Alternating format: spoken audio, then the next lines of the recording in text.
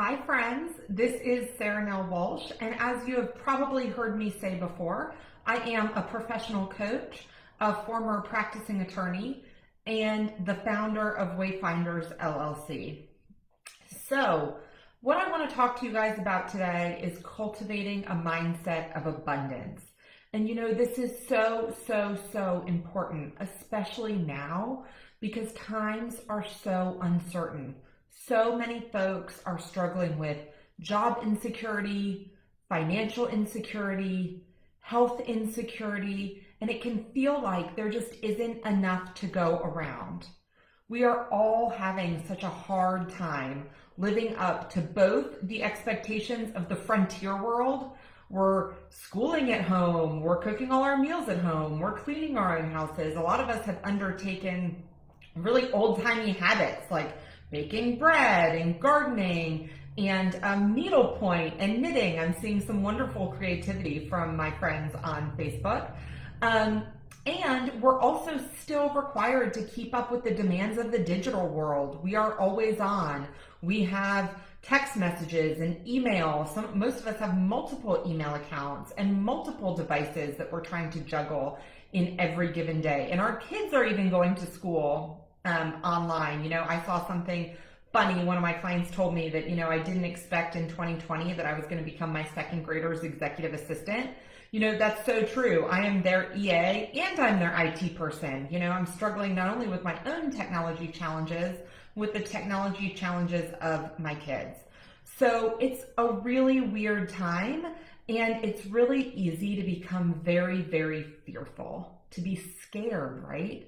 So many people are scared of not being able to breathe in both very literal and figurative ways. And their fear can feel like it's going to take their breath away. And, you know, I read a quote that said that fear kills more dreams than failure ever does. And I think that's really true. You know, if you're a Christian, you know that the most common phrase in the Bible is fear not, or be not afraid. Because fear is really separation from who we are and living outside of kind of what we can control.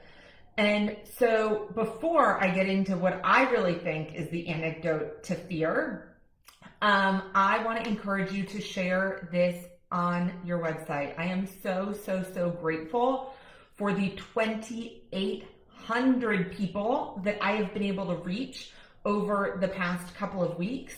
And there are so many folks who need to hear this message. So please go down to the bottom right-hand corner of your screen, whether you are watching this live at 5 o'clock on Tuesday or whether you are watching this at some later time, and share this to your newsfeed or go ahead and start a watch party.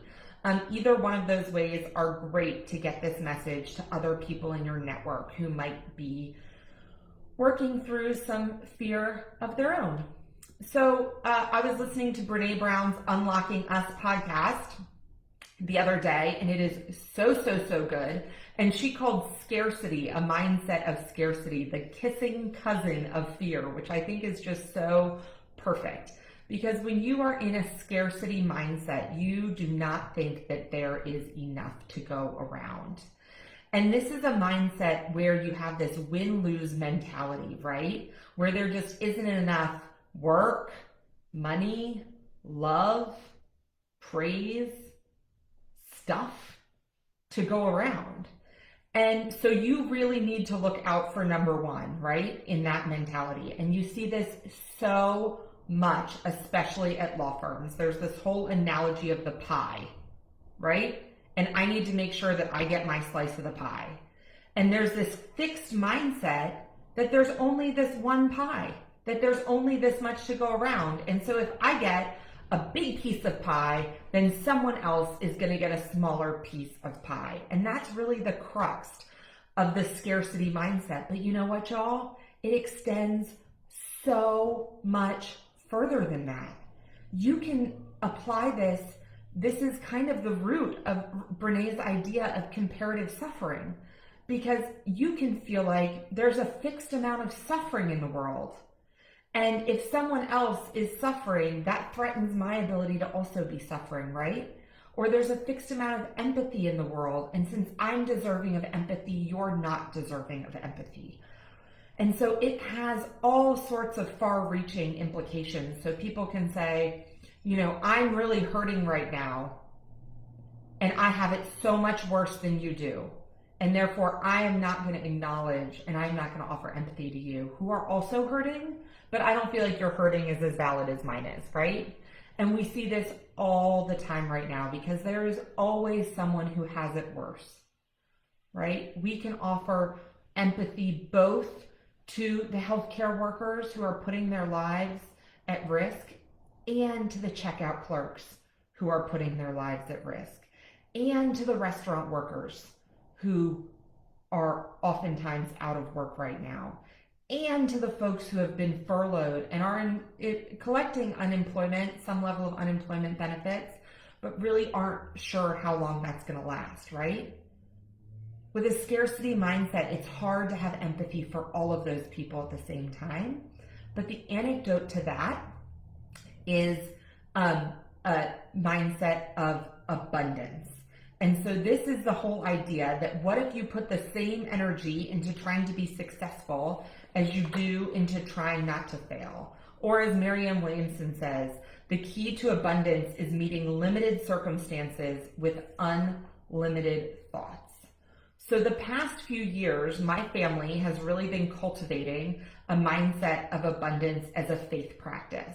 And we're actively working to combat the consumerist messages that we receive every day that we will never be enough and that we will never have enough as a family. And we do this in three main ways. And you guys have heard me talk about these practices before, but with a delight and gratitude practice, by trusting the universe is going to provide enough for us, and also taking personal responsibility for our actions. And we have seen this abundance mentality play out time and time again in our lives. And the best example that I can give, especially for parents, is love, right? So if you have one child or if you have 6 children, you don't love any of those children any less. You don't love your one child any more than you love each one individually of your 6 children. And that's because that love, your capacity to love, multiplied, right? You don't love, if you have been in multiple marriages, you don't love your second spouse any less for having loved your first spouse. Our ability to love is limitless. And that's really the foundation of abundance thinking. And we saw this scarcity thinking play out a lot when we had foster kids, because people would say stuff to us all the time like, hey, it's really great that you took in these foster kids, but what about your kids? Are you sure that after you pour all this love and resources into your foster children, that there's going to be enough to go around for your own kids? And that's a scarcity mentality. And I can sit here and say with a resounding yes, that we were able to love and care for our foster children that we have let enter into this home. And we have been able to continue to love with the same intensity the children that God entrusted us with from birth. So that is really a really great example of this like kind of scarcity mentality versus abundance mentality. And so in an abundance mentality, you have confidence and faith that there will always be more. Using this pie analogy, that we can always bake more pies, y'all. If people are still hungry, if people still want dessert, we can bake some more pies. Or next time we can make a bigger pie. So you can get a big slice of pie, and your neighbor can get a big slice of pie, and their neighbor can get a whole pie, and there's enough pie to go around, okay? And this is not the type of thinking that you see, and I'll pick on law firms since I worked on one, but this is not the type of thinking that you see in most large law firms. And if there isn't enough to go around right now, you know what's really incredible is that we can generate more, right? That there is this abundance out there, and there's this generative creative power where we can create more. If we don't have what we want right now in our lives, we can create more. And I always like to use the examples of like Tesla and Spanx and Uber. These companies have added billions of dollars to this country's economy, and they did it seemingly out of thin air with ideas. These ideas weren't here a decade ago. I mean, if you want to get even bigger, we can talk about the internet or Facebook, right? Or Google. But these ideas weren't here before, and now they are, and they have created so much wealth and so much value. And so those ideas are still out there to generate that value and wealth that you might be craving. And so, if you ever get jealous of other people's success, or if you ever wish you had their job or their title or their car, or maybe you wish you had that really cute Louis Vuitton handbag that they carry, that's really practicing scarcity thinking, because by coveting that, you don't think that you are worthy or capable of attaining it for yourself. But you are. You don't need to covet your friend's handbag, because you can make the money to go out and buy the handbag yourself, right? And so by practicing abundance thinking, you can be really happy for her that she has such a cute handbag and say, hey, where can I go get that handbag? I love it so much. Or that car, or that job, or that title, right? Because we are responsible for our actions, and we can take responsibility for the things that we want. And there are abundant resources out there for us to be able to do that. And I don't need, and you don't need, to compare yourself against other people or to compete against other people. Because just like we see so much abundance in the universe, we see an abundance of diversity of life here on Earth. And we see an abundance of diversity of stars up in the sky, right? We see this abundance. And we don't think that the sun is not an important star because it doesn't shine the brightest, or because it doesn't generate the most power or warmth as other stars out there. We know that the sun is unique because it provides for us, right? Because it allows for life here on this planet. We don't compare it against the other stars. And so like the sun, I might not be the brightest star, but this world needs me and my unique set of talents and skills. And the world needs you and your unique set of talents and skills. And so just like Tesla and Spanx and Uber added so much to the world themselves, I am hoping that I am making my own little impact over here with Wayfinders and contributing my unique skills and gifts that way. And that I'm generating, by opening my company and by hiring my first team member, right? I am generating new wealth in this country and for other people. And you probably are too. And if you aren't, you can be. And so I don't need to be worried about anyone else's success, or all the coaches who charge so much more than I do, or all the coaches who have so much more clients than I do, because there is room for Wayfinders to grow and be successful. There is enough resources. I can be so happy for those coaches, right? And I can have confidence that my business is going to grow and succeed as well, because there is not a fixed amount. So why don't we trust in this? If we see abundance all around us, in the world around us, in the physical world around us, and also in the sky above us, why don't we trust that there will be enough for us? I don't know. I don't know why this is so hard. I only know that it is so hard, and that I have to constantly cultivate, right? And practice my mindset of abundance. It was funny, I was on the phone with a client the other day, and I was talking about hiring, a team member, and this client is an attorney, and the client immediately said to me, "Are you going to have them sign a non-compete?" And then there was this long pause, and this client said, "Oh yeah, abundance mindset." Right?